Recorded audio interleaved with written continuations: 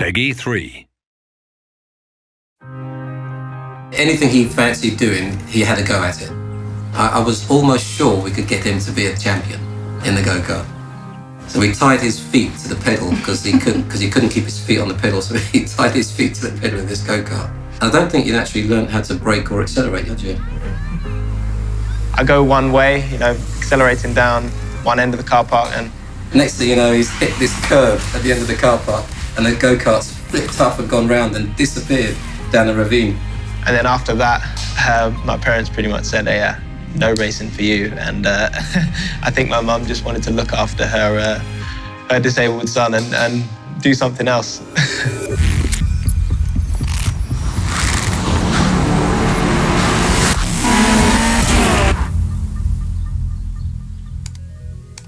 When I got the opportunity to work for Project Cars, it was very minimal. They said, we just want you on board. What you can give us is fantastic. Your name, the fact that you race, the fact that you're great with sim gaming. They said, just drive the game a couple of times, write some reports, and just send it to us.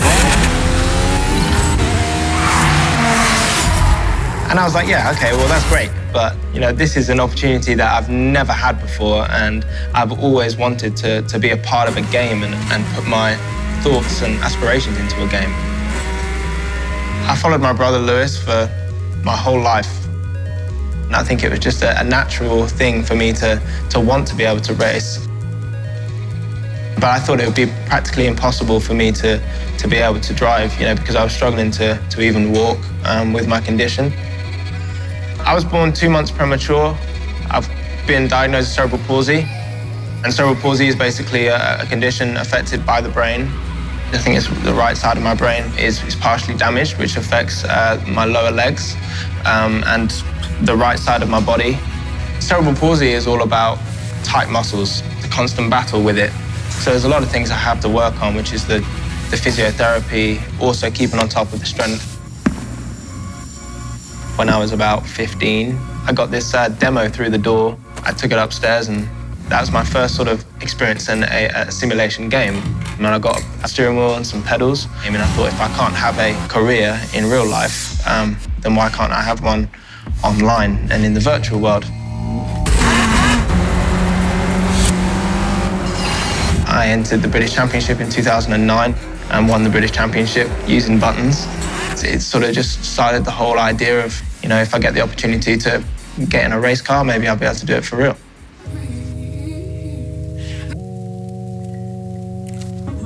I pestered my dad for weeks and weeks and said, can I get in a race car? And he thought, okay, well, I'll give him a little shot.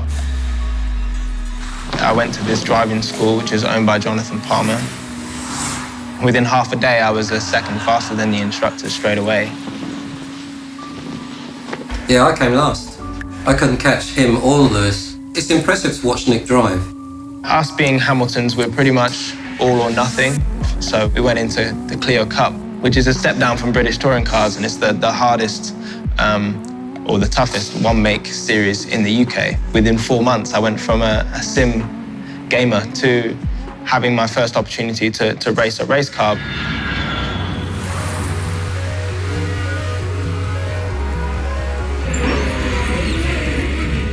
Slightly Merged Studio is a very unique company.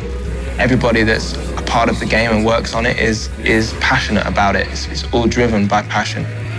My job is to take all of the cars in the game and develop them in terms of handling and physics, because I have that ability to mix between sim gaming and real life. Nick did a lot of simulation racing himself, a lot of it. In fact, he was a simulation series champion. He has a good understanding of the nuances that we need to nail in order for a simulation to feel authentic. To get the tire model right, having real-life drivers is critical. Nicolas is fantastic at picking out the smallest changes. AJ might say to me, Nick, we need you to test X tires and give feedback. So I've got to basically put myself in this program and then come back with the feedback that they need from it. Nicolas happens to talk very similar to the way I talk about racing. It's a little bit like a real-life driver-engineer relationship. Every car that is in the game is basically hand-built.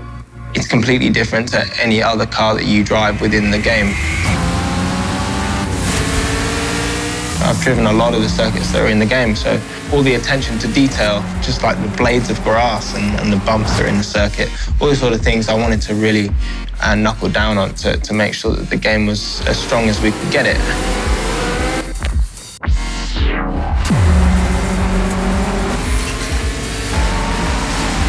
Try and do the best job I can for them because it's something that I'm very, very passionate about. Something that, as I said, never thought I'd be in the position to do. If it wasn't for sim gaming, I wouldn't be where I am.